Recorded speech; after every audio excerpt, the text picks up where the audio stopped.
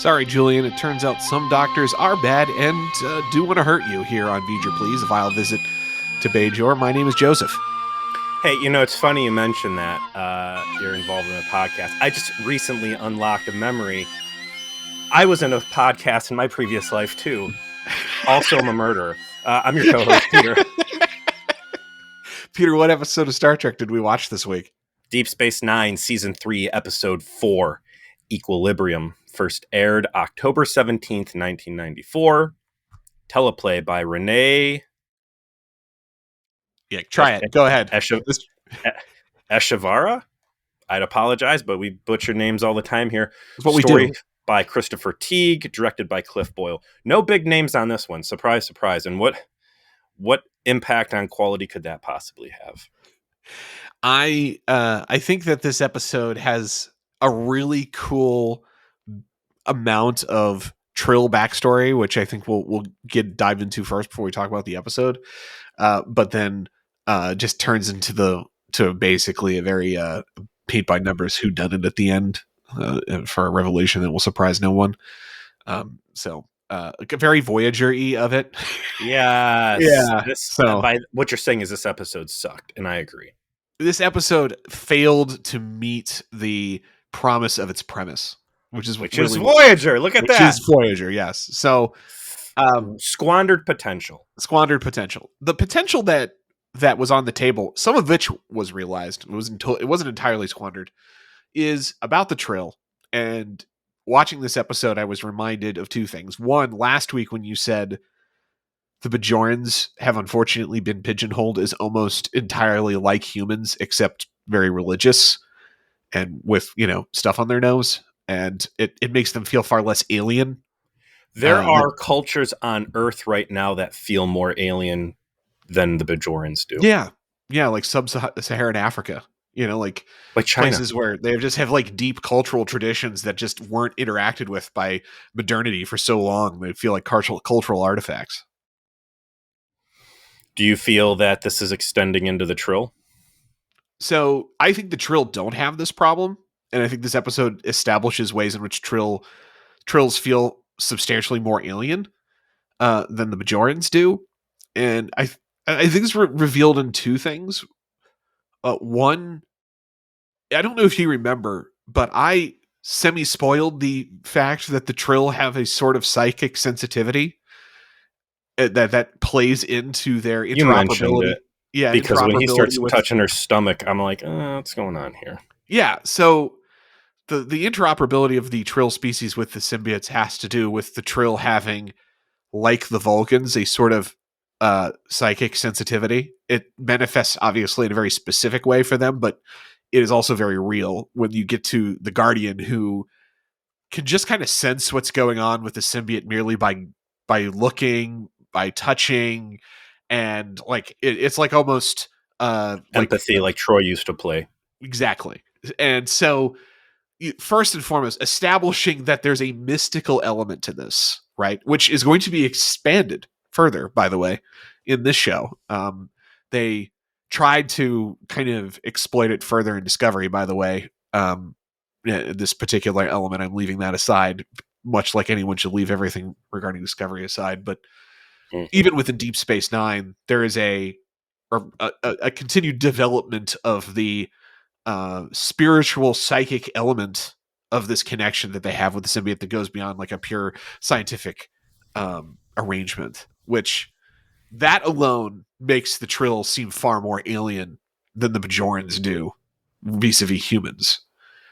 While we're talking Trill up front, I am now 100%, like it started kind of as a joke before, but I'm now 100% of the opinion that the symbiotes came in and conquered Trill, and we are dealing with a post-invasion culture that everybody was okay with.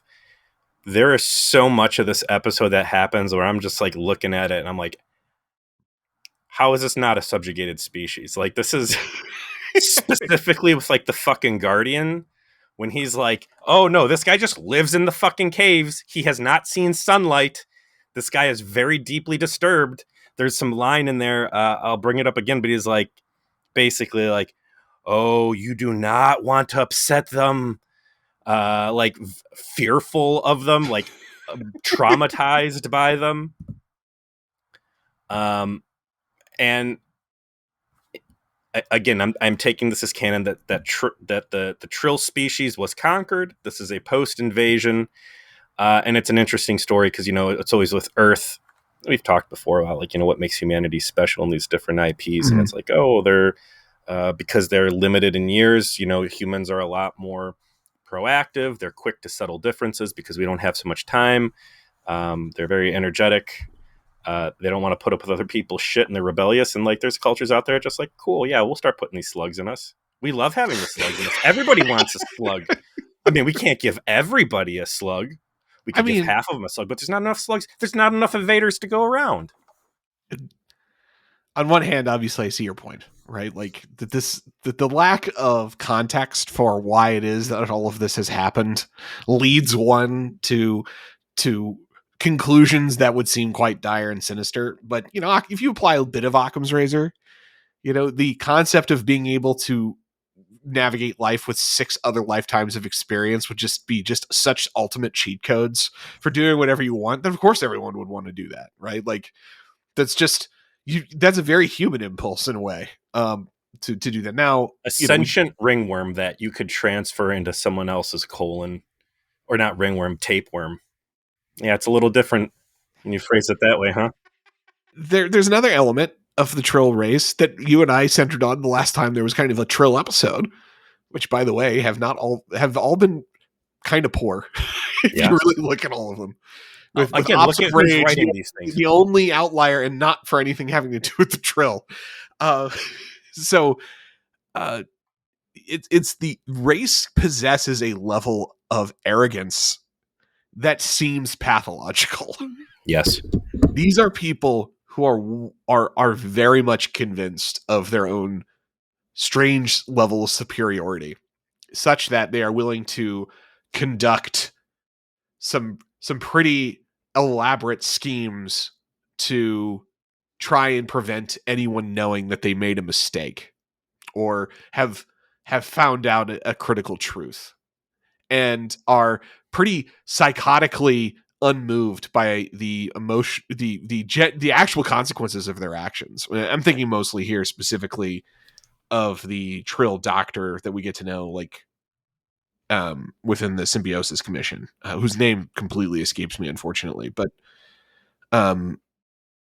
the fact that woman was just, it just is what it is, right? Like, listen, we're doing this, we're killing Jadzia to cover up, and there's just like the only reason she gets stopped in that is that Cisco just makes it clear he's even more psychotic and will out to the entire planet the dirty secret if Jadzia dies. Like, this part of space has different rules, okay? And you're making it seem like what she's doing is unreasonable, and I will invoke the Christmas elf people who wanted to just kill Julian and O'Brien for helping, and then kill Cisco, Kieran Reese, and I think Jadzia for the audacity of helping their friends. Like, death as an option is right there on the table. Well, Trill's like a core, like, Federation member, though. The Christmas elves were like dudes on the edge of space. I'm just saying, were getting helped out. These are real. These are real solutions, and the Trill are part of the team. They're in the Federation. They should not be doing this. Well, with a little bit of work, the Christmas elves can be in the Federation too. They just need to firm it up just a little bit. Limit the murder to only within your own race. Aside from this warm note, though, that like they do a pretty good job of establishing the psychic nature, the otherworldly nature of the symbiote, like, Trill relationship, that it like transcends some sort of simple scientific process, which it's been very highly medicalized by one half of Trill society and highly spiritualized by another. The rest of this episode fails to live up to its potential. Terrible. This is, I think, short of the scabby people. What was that one called? Oh, you have to be more specific. We've had a lot of scabby chickenpox people of the refugees? Yeah. The refugee people? Yeah, that one was bad. I'd still say that one was worse than this one, but just as far as like Arrivals was also worse than this one. Which one was Arrivals? It was like the dipshit Arrivals. Yeah. off with that. There was Then plenty of laughs to be had in that episode. This one was laughs just at it though, not in it. this one is just well, I'm granted these are good episodes. There is still an obligation to watch them. So I will take my laughs where I can. Okay, and you fair. and I have a great vehicle to have those laughs, but I would say this is probably the second worst episode of DS9. And it's still better than Voyager shit and definitely Enterprise stuff, but like this is not living up to the bar of quality. And this thing was a fucking slog to get through. So you know, I didn't. I don't think I disliked it as much as you. I definitely note like it's worse than its peers when I think about like how good the show has been and the show will continue to become. But this would be easily a B Voyager episode. I mean, sure. like solid B. Let's see. Nothing. We're spoiled. We're getting a little spoiled. You know, like we're getting a little. Listen, very spoiled. I'm aware of that. We open up to, and you know, classic Star Trek. The best scene of the episode is the opening scene. It is. Move over. Pike, the real OG chef, is working in the kitchen. Cisco's having a little dinner party where he's letting everybody watch him cook. So, does he have fresh ingredients he's working with, or is he just cooking replicated fish and replicated beets? So my understanding is he is in fact cooking replicated material for the most part. This will become a point of contention between Cisco and his dad when his dad enters the chat later on in the show. The canon lore that gets handed down here is very important. First, Cisco knows how to cook. Second, Cisco's from New Orleans. Third, Cisco's dad owns a restaurant, and that's why he knows how to cook, and why Jake knows how to cook. So, and he's in it, right? Like this isn't just I'm just making a meatloaf. It's there's a souffle involved. You know, I'm making some rich Cajun Creole cuisine. I'm making some real regional hits. You know, there's beats involved. We're doing things, and he is confident and enjoying himself in the kitchen in a way that we have rarely seen Cisco act up to this point. He really likes cooking. It's a family passion. His dad's restaurant was mentioned in the plantation episode because he talked about work in the field. Correct. That his dad had a restaurant, but now we know like it's in New Orleans and that's where the restaurant is. Yeah. Memorable moments out of this is Odo mixing something by moving the bowl around the whisk instead of the whisk around the bowl, which was a great sight gag there and a nice reinforcement that this guy is an inexperienced child. The beats also, great moment of Kira. You look so cute, and like the disarming moment between the two of them of that, and it's just love there. Julian getting real apprehensive about the consequence of eating beets, and it's like, bro, listen, I just watched you eat fucking gach. Don't even start with this, oh, my little tummy, I don't want to eat beets. Like, you're over there eating fucking genuine, living, potentially sentient Klingon cuisine. Fuck off. But the low stakes stinger we end on is Jadzia finding a toy piano, pulling it out, and starting to play a song competently while saying that she has never had a host that has known how to play and she wishes that they had. And basically her unlocking Crazy Time. Yes. So the idea here, again, interesting, is that there is a some sort of unknown element within Jadzia's past lives as the Dax symbiote that has musical talent, and ultimately, we're going to discover was also a psychotic murderer. And the consequences of this is that, like she sometimes inhabits different personality traits of all of her hosts, she starts to use the personality traits of the psychotic murderer Music Man, and she's kind of having this sort of crisis of self because the Symbiosis Commission has attempted to hide the fact that they put a symbiote, or a symbiote was put into a host that was unsuitable, not because you know, they're individually concerned about that error in judgment, as Cisco, in a very good speech at the end, points out at length. Like, if you had merely made that mistake, you would not be engaging in cover up of this of this magnitude. Your real thing you're covering up is the story you've given the planet that people aren't compatible is not true, because this guy had it for 6 months and he was fine. So all of the Jadzia kind of just being a real bitch stuff is fine. But it's so obvious to me. I don't know if it was as obvious to you, but perhaps it was, as to like what the plot was going to be. It just never really hit hard. Like, oh yeah, there's a secret host no one knows about. I know. I knew from the teaser that was going to be the fucking plot. I don't have any musical talent. No one in the Dax legacy has musical talent. I have musical talent. Why is that? Why do I have visions of these things that I don't remember? Oh, it's because there's a host. It's a secret. So what happened in this episode that I thought was interesting is that I watched it and I watched everybody go about the thing. And they correctly deduced quickly on that there is something happening between her relationship with the symbiote. And at no point did I find myself talking to the TV saying, like, why don't you check to see if it's space madness or an alien influencer or, all the classic Voyager things that we would suspect was the reason why someone started acting kooky. Like, I don't know why it just seems so reasonable. Like, it's Dax. It has to be something with this symbiote. We have to go back to the Trill homeworld and pursue this and, like, not assume, like, hey, are there Romulan Tal Shiar shadow agents, like, fucking with her in her sleep? They have a good scene in Sick Bay where they kind of round out that Julian has quickly determined that there is a very specific problem to specific Trill physiology having to do with the connection between the symbiote and the host that is being disrupted.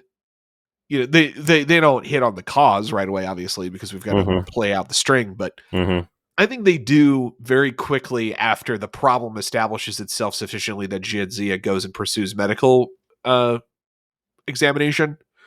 That, and again, like, here's a reasonable take. Jadzia went to the doctor after she had a hallucination, which unfortunately a lot of characters, for no particular reason, don't do to make the plot work. At least in this case, that wasn't a problem this episode had.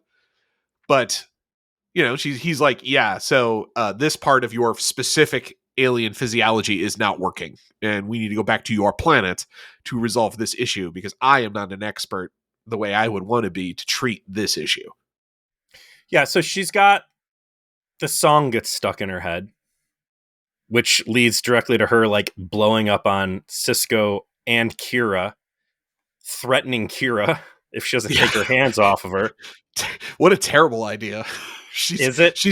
You better get your fucking hands off me, Nerys, because I saw what a hooker did to you. And if you don't think that I fight better than a hooker, you got another thing coming. Okay, first, she was unconscious at the time getting the symbiote ripped out of her, so she did not see what that hooker did. Well, listen, I'm sure that there was rumors. We noted during Search Part 1 that obviously Kira went to fight training because she was whooping on Jem'Hadar. So, she's got her credibility back. We got to let go that Spice Williams, as the stunt performer, put a beating on her, because first of all, that's unfair. Second, she's improved since then. So yeah, I have my hallucination, and I think Deep Space Nine likes its sinister hallucinations. What do you think? I mean, we just had a ton of them in the Choose a New Pope episode. We sure did, and we certainly have them whenever the prophets decide to make themselves known. They only communicate through sinister visions. Yeah, those tears artifacts. They're rated R, man. Guy with a mask and a beautiful shimmering robe. Which, let's jump forward to the scene where he kills somebody. Like, is murdering somebody really that psychotic, Joe? The Christmas elves don't think so. And I guess really, the Trill don't seem to think so because they're willing to let Jadzia die. certainly at this point, because we haven't like the backstory that they ultimately, you know, start to develop for this hidden Duran that had the symbiote is fleshed out in the future. So he's definitely much more Hannibal Lecter-y as time goes on. So I'm a little spoiled on that. Well, I don't even need any of that story. Everything I need to know that this guy is psychotic is the fact that he has chosen, not the fact he chose to murder somebody, that he chose to murder somebody while wearing a shimmering cloak and an eyes wide shut mask.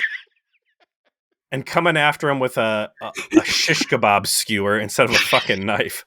Like, oh, I don't want anybody to see me doing dirty. Let me get this fucking reflector, this reflective cloak that, you know, if a car pulls in the driveway, I'm going to light up like a Christmas tree. Who committed the murder? Is it the man dressed like Liberace? Who would have thought? Like with the bloody ice pick and the fucking I'm going to go to a sex cult meeting mask on. Yeah, maybe him. Fucking, we gave this guy Dax? Oh my god. Fuck. Quick.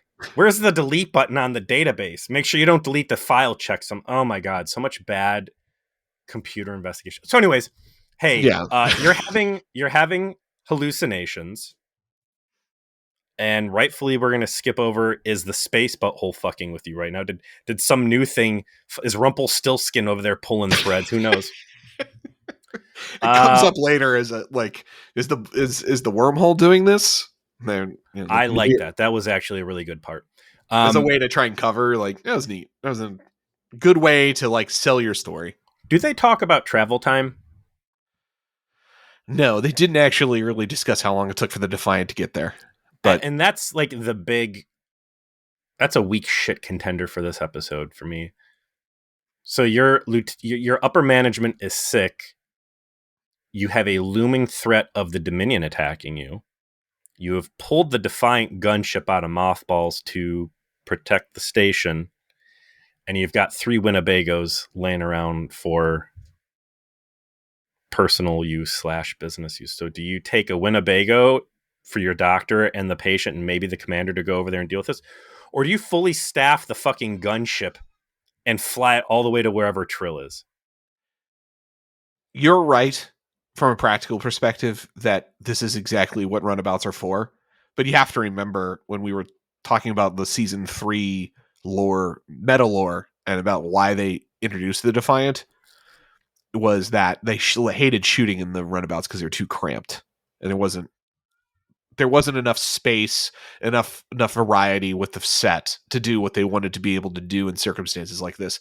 So they created the Defiant and the Defiant sets specifically so they could stage scenes in A, an easier to shoot environment, and B, do stuff like the, oh, hey, we're going to have Julian and Jadzia kind of have a heart-to-heart, you know, in the crew quarters, you know, like stage things differently. That's the funny part of what you say, because you're absolutely right. Like that is the Defiant's not there. I mean, it's a cool gunship or whatever, but also like it's alleviating a filming difficulty of cramped space that's not flattering on the cameras. But the majority of the scenes that happen on Defiant that really matter are in the crew quarters, which is the smallest room you ever see in anything Star Trek related. Like that could have very easily just been the hallway where they sleep on the runabout. And that's one of the better scenes too, is her coming in. Hey, I'm nervous about what's going on. This tiny ass, bland ass room. And it's such a great, and I see there's going to be a lot of these scenes, right? We're going to have to call it the anxious room, I think. Because the last time we saw this crew Quark and Odo, yeah. Quark and Odo, where Quark's stressing out and, you know, Odo had his own shit going on. Our hypothesis, our theory is that Star Trek does the most with the least. So you strip away all the special effects and fancy set pieces and whatever else, and you just put 2 people in a room and make them act. And that's where you get really great Star Trek. And there's no better expression of that opportunity, I think, than the Defiant crew quarters, where it's just walls, holes in the wall with beds, and a chair. And obviously I completely agree. We've had this theory for a long time. I think that theory is proven out as 100% true, not just in Star Trek, but in media generally speaking over the last 15 years. But in this circumstance, it's a great scene, not just because, there's a lot of heartfelt emotion and good acting, but it's actually serving as a way to reset Bashir and Dax as characters in how they interact with each other, because they've had a very simplistic relationship up to this point. Julian is horny for Jadzia. Julian wants to fuck Jadzia. Jadzia kind of stringing him around and toying with his affection in a impish fashion, but is not genuinely interested in him as a romantic partner, obviously. And that's funny, I guess, once or twice, but there's some recognition somewhere down the line that they had to solidify these characters' relationship in a fashion that was more mature and allowed it to develop over the course of the next, several years.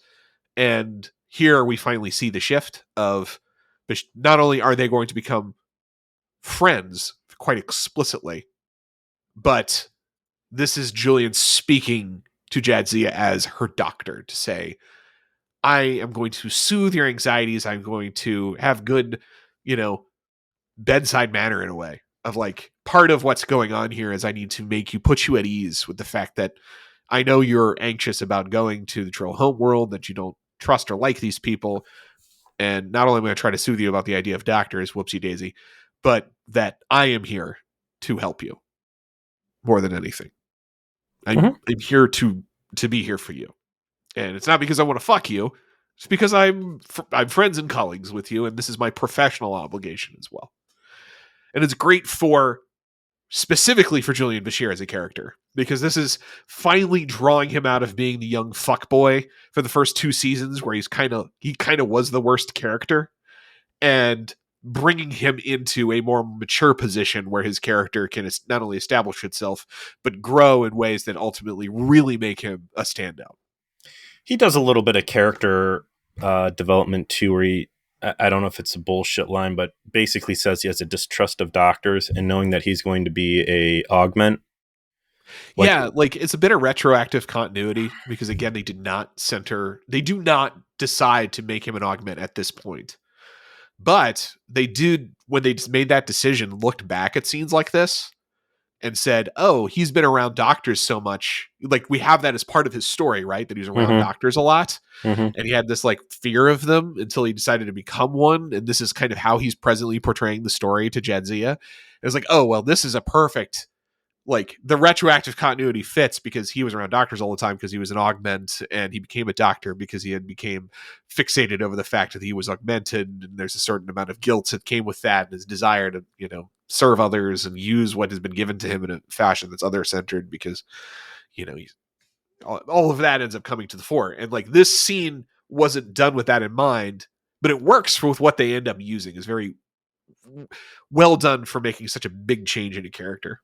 So they fly out there. Also, interesting to think that, like, because Cisco, again, who was real good with Curzon, like, I used to talk about Trill so much. I can't believe we never got out there. Like, if you're in Starfleet, how ridiculous is it to think that there are major core, like, homeworlds of your friends that you have not visited? Like, vacation everywhere.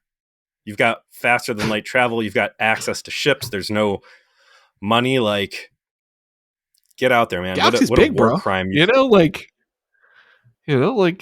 get out. Have you ever been on vacation and thought you had infinite time to do things, and then you just not able to do some of the things you want because the time passes so quickly? I've been on vacation and I've had things I want to do and realized I didn't have infinite money to do things. Look at that too. But what I'm saying is, I think it's somewhat realistic to the idea of you have this idea to do this thing, and it's just hard to find a way to do it because the space is big. You gotta figure out a way to get it done, and the opportunity just doesn't present itself. Nothing more complicated than that. Kind of natural in a way. They end up on Trill. They're back at the medical institute. Jadzia is not happy to be here. Jadzia has spent way too much time on the Trill joining compound. She said that once she started whatever the the onboarding academy processes for becoming a Trill. She didn't leave for like 3 years. Sounds like she had a fair amount of interactions with doctors herself. And is this where they mentioned? No, they talked about playing God, that she had been kicked out of the program and got back in, right? Yes. Yes, that's a big And part of the plot of that episode. was it Curzon that failed her? Yeah, Curzon failed her, but then Correct. Curzon chose her as the next host when he started dying. So she's got a relationship already with the doctors there. She's not thrilled about being there. And the doctor who is dealing with her, like right off the bat, very clearly Dr. Evil. She This lady, definitely does not come off generously. This lady is quietly terrible, you know? Like I don't know how else to describe her. She is not a sympathetic figure. She is openly willing to basically murder Jadzia with no hesitation whatsoever. mm-hmm. She's Renhole is this character's name. Dr. Renhole. Dr. Asshole. Yeah. Dr. Asshole. There we go. So she comes on screen. We find out that on Trill, their sensor technology is not quite as good to get real readings. You got to make incisions and go into the body, which, you know, Bones famously railed against during their trip back to old Makes Earth. sense for Trill though, that they have like very specialized methodology for being able to understand the symbiote relationship that others wouldn't use, and relies on a physical connection. Because again, like this is as much a spiritual process as a scientific one. To that end, I like when they were like, okay, we did the doctor thing.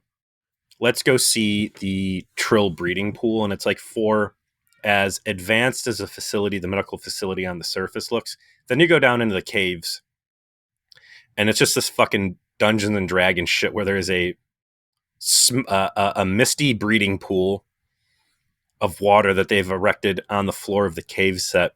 And there's the symbiotes swimming around looking like otters in this thing, zapping each other with electricity. Yeah. It looks... If you recut this scene and put some sinister synth music in there, there would be no doubt in anybody's mind. There'd be some like Carpenter movie shit.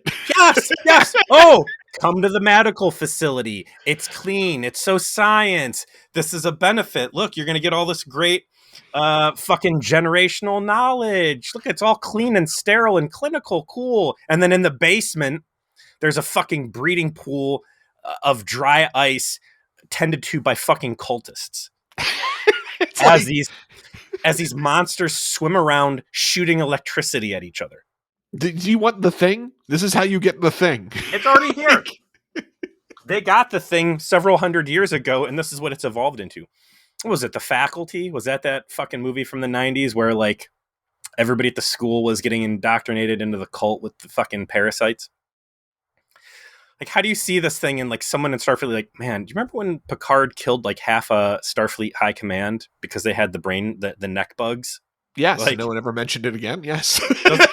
Because the fucking Trill members of the Federation, like, cover this up right now. Delete all the records. Kill anybody who else is involved. At their stomach, and like, no, don't worry, buddy. We got it covered. How is this different than you guys?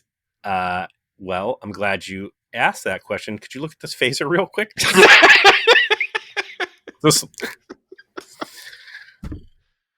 So they go down there, and setting aside the obvious evil that has happened, it is cool. Like, hey, here's this science and technology. Here's this mystic angle. And the Trill symbiote process kind of represents both of those. And in our culture, there's the haves and the have-nots. And the best of the best of the best of the best. That's all we are willing to put our precious Trill overlords into. They get the good ones. And everybody else is basically this perceived second-class citizen. And some of them get roped into this job being a guardian, where they are handmaidens to the slugs, and they have to live in this cave and not get to see the sunlight. Like, what the fuck? It's like a monk-like thing. You know, when I think that's the better way it's expressed, is this is a religious experience because it's, again, like, not scientific. It's spiritual, it's psychic. Um, but we haven't fully explored that yet. So we're getting a little of it. We get enough of it with the Timor guy, who is far more helpful than Dr. Asshole. You don't want them cranky. And when I they go back, miss the sunshine. All right, Mr. Cult. when they head back to the Defiant, this is when they finally get like the information on the song and associate it with Duran personally, and that it basically sets off a grand mal seizure in Jadzia and causes a terminal decline in her ability to connect to the symbiote because of essentially the block that's put in her ability to resolve the fact that Duran is part of the Dax symbiote's host of personalities, and it has to do with her having to be able to resolve that if she's going to maintain her connection to the symbiote, which that's all well enough laid out either explicitly or implicitly. The problem is from this point forward in the plot, there's nothing that happens that's really very interesting. We already knew a long time ago the mystery, and so the rest of the runtime is just Julian and Benjamin finding out the mystery, which, when it's so obvious, depletes any sort of dramatic tension in that process. It's more technobabble, bad computer investigation, and a talk with an old man. Awful computer. And this is now, I think, the third plot that they have solved by going into the database, finding out something had been deleted, and then the checksum was was different. Oh, the compression ratio on this file is like, everybody who touches computers in Star Trek is a dummy and does not know how to delete things correct. It's just all sloppy fucking junk. It's very 1994. You just got to keep it in mind, right? Speaking of 94, I want to give a special shout out. The architecture style to Trill medical facilities and domiciles is so Jurassic Park Visitors Center. Did you get that vibe? Yeah. 90s dentist office. Yes. Poured concrete walls, reinforced bunker doorways. I expected to see the little table with a bunch of old Newsweek magazines on it. Very, very South America war bunker. Unfortunately, it leaves us with very little to talk about, because the only thing that really happens up to the end of the plot is that Sisko does give off a banger speech where he makes clear that he is willing to destabilize an entire planet, one of the core planets of the Federation, essentially at his whim. If Dr. Asshole doesn't do the right thing, which is another wonderful brick in the wall of Benjamin Sisko as a maniac that is a bit of a meme, but is also very true. When you think about, like, they unravel the mystery, they lay out the mystery, they explain, the consequences of what the revelation of this, and Sisko just straight up just says, I don't care about all of the consequences of these actions. I want you to understand that I'm going to inflict them on you if you don't do what I want. So the meat and potatoes of what's happening here. And again, I like while they're, because the doctor knows damn well what the problem is. Of course. As soon as she saw her, she's like, oh, fuck, the memory blocks are probably fucked up. We're going to have to sacrifice this lady and get a new host in here. I really liked her being like, yeah, like, what's up with this wormhole you guys are going through? Like, Did this thing fuck her up? Is this your fault? Yeah. Is this thing like shaking the baby too hard? Like, you can't shake the baby. You can't shake Trill baby. Maybe this wormhole's too bumpy and we're going to have to just not let our people go through there or do more scans. But, like, she knows that's not the case, but that's a hell of a fucking diversion play. It's just like, is this thing giving you guys cancer? Is this going to give us cancer? Is there bigger concerns about flying through Bajoran heaven that we need to take into effect? But, so what's the story? Prior to Curzon, right, there was another guy who got sick and was in a coma for 3 months, basically, because these joining chemical levels got too low. And then what was it, an emergency placement? How did Murder Guy end up in there? So there's going to be more about Murder Guy, so I don't really want to say the answer to this question. Well, as far as this episode determines, because so what happens is there is no clarification within this episode of exactly the process by which Murder Guy got it. Murder Guy publicly was dismissed from the Trill Academy, correct, or whatever the fuck it was, and is known at least by his brother to have murdered the doctor that put the symbiote in him. I thought he murdered the doctor that dismissed him from the program. That's the story. So, but we know he got a symbiote. So clearly that isn't true, really. So there's more to be revealed. I don't want to talk about it. You know, like I wish I could get excited. This is such a fucking later. shitty episode that like none of this has left me wanting more. I'm not sitting here like, ooh, I want to hear more about this. When they go more Hannibal Lectery with Duran and like the way Dax has to utilize very carefully the existence of those memories, it gets more interesting. So we find out that the Trill Society has been founded on the belief that there is a physiological compatibility element to joining. It's very rare. 1 in 1,000. Not only do you need to be a great match, but you also need to be a high achiever, best of the best, because they only want the best for their overlords. And the doctor, once Cisco, starts raking her over the coals, says actually 50% of the population is eligible. And this thing that is this highly coveted status thing, we don't want to reduce our alien overlords to being traded like Pokemon cards or bought and sold on black markets and all this other stuff. And basically we got a taste of what that could be in Invasive Procedures, where that guy showed up and stole the Trill out of Jadzia. Tried to steal Dax and did steal Dax, right? Yes. Mm-hmm. Which she survived through that, and he also survived through that. So, like, that's another question: are you guys also lying about survivability of a post-operation thing? Right? I mean, they established a pretty good credibility that Jadzia would have died separated from the symbiote, and that was the ticking clock for that episode. So, I don't think there's any reason to doubt that. But certainly, the consequences of the symbiosis compatibility on a physiological level being much more vast than the government is relaying is going to have the impact that they're suggesting. Not even for the headcanon-y alien invader reason, but just that this is an asset that is clearly of benefit to the people that receive it, and therefore those with the most resources or influence would ultimately start to be able to use that leverage to get it if we've eliminated the physical compatibility excuse for why it is that we're selective. So there's a genuine concern here that is definitely sort of the reason why you can justify a certain level of misdirection or even really criminal activity to ensure this doesn't come to light. But just soulless murder, I don't know, man. Stop. Seems like it crosses the line. These guys are in the Federation, and a core pillar of this society is a lie. Like, that's a pretty big fucking deal. It is.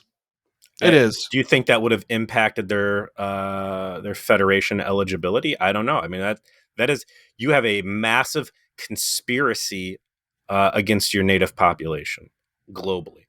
So the jig is up, and they cut the deal of, you're going to remove these memory blocks, which might kill her, or she can stay as is and she will die for sure. But we're going to wake her up and let her make the choice of, do you want to maybe live or do you want to definitely die? And unsurprisingly, she chooses that she wants to maybe live. Real hard choice. Tough one. So she gets on her swimsuit and goes back down into the caves. Did I mention that the sinister pool that the otters are swimming around in looks like a big vat of cum? It's not as cum-like as it's not Vox Sola. But by the way, that episode came up when I was having dinner with my cousin this I past get it. You weekend. said came up. Yeah. Well, she brought it up as to say, yeah, I got to be careful about listening to your show and only do so when the headphones on, because you never know when there's going to be an episode entirely about a cum monster. It is impossible. Guilty as charged, but hey, I it don't was think a it's giant. I possible. mean, can you watched it, Lori? You know there's a giant cum monster. Like, were we wrong? You were not wrong. Like, I know. I think we are definitely a headphones on all the time podcast. Adults only present. Perfect I for listen city to it in the transit car. on speaker, though. Yeah, me too. Yeah, but So she goes in. Again, it's not Vox Solo, but that is definitely a vat of Pearl Jam. She gets in. Again, I'd like to see some sinister synth music as the things come closer and shock her. And then she has a hallucination where she sees Murder Guy on the other side. And they walk up and give each other a nice hug, and she assimilates him in. And by the end of it, I would say she has a seemingly darker edge when Cisco comes by to check on her. it's definitely a little just dealing with it. You know, she's got a sense of, she's coping. She's processing.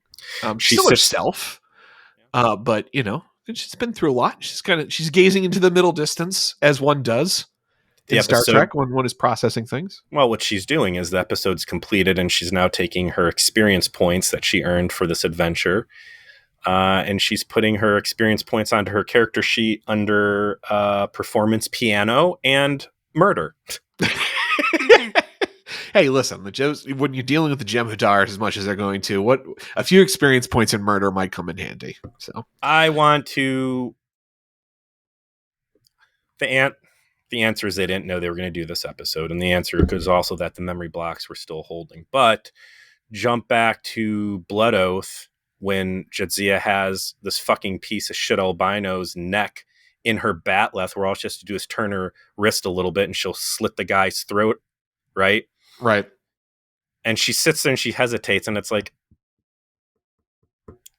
you can't give her the agency to kill this guy. She's got a fucking 2 lifetimes ago she was a murderer.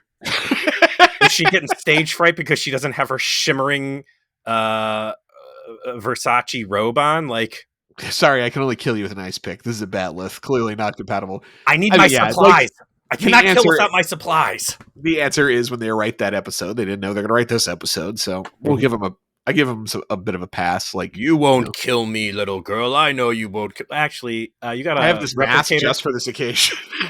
Computer, one eyes wide shut mask, medium size. What? Oh no. So yeah, I mean, unfortunately, this is one of the weaker episodes of the season. Perhaps unfortunately, the one of the other Jadzia focused episodes of the season is probably worse. So she always. Here's an idea. Let's talk about Jadzia focused episodes. Does Jadzia have agency in this episode, or do men have to handle everything for her? Whoops, we did it again, boys. She gets to choose, do you want to die for sure or maybe live? So they woke her up and gave her that real fucking conundrum. But otherwise, yeah, same fucking shit again. It should have, everything that Cisco does should have been her threatening to destabilize the entire fucking world over this conspiracy and condemn this Dr. Evil who she already doesn't like and has bad relationships with. Like, why are you giving this to Cisco, man? Like, what the fuck? She continues to be the bad character on the show because of bad writing and bad writer room behavior. So, but I have good news. I have very good news, Peter. We're shifting gears pretty strongly in terms of quality for next week. What are we watching? Second Skin. This is season 3, episode 5. Written by Robert Hewitt Wolf, directed by Les Landau. There's a Cardassian lady. Is that Cardassian Kira? Well, we'll read the tease. Yep. Kira is kidnapped by the Cardassians who try to convince her that she's really one of them. It's this episode, huh? It worked out so well for Troy and the Romulans. Let's do it here. Let's put it this way. They take a much different tactic with this one, and it's far better. And the Trey episode was pretty good because of how it ends up playing out. That this is all a work, and she's in on it. But this is very different, and it's excellent. This is DS9 excellence. I think this might be the best episode of season 3. So. Oh, really? Yeah. So well, I'm looking forward to watching. Excuse Equilibrium for being a pile of shit. Then, if we got some good stuff coming in.